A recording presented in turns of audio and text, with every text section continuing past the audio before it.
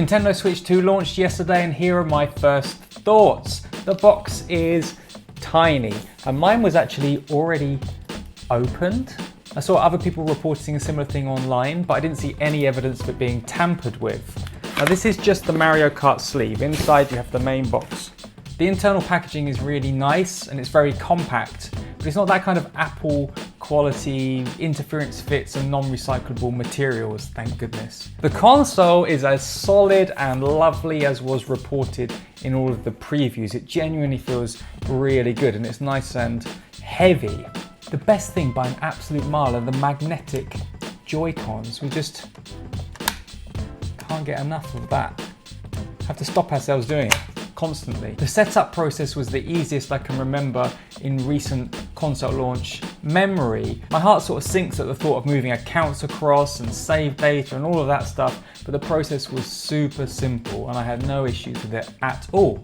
The UI is practically identical to Switch 1, which makes it simpler, but also makes it really underwhelming and reminds me of like going from DS to DS XL. You've got a nice piece of hardware, but it doesn't feel like you're taking a generational step.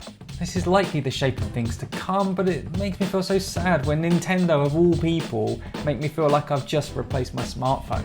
And I think they can do a much better job explaining what they're presenting as a new concept, the virtual game card. That they seem to explain quite well how to do it, but not why, and what it might mean for the games on the Switch 1. Do they get removed? Can I still use them?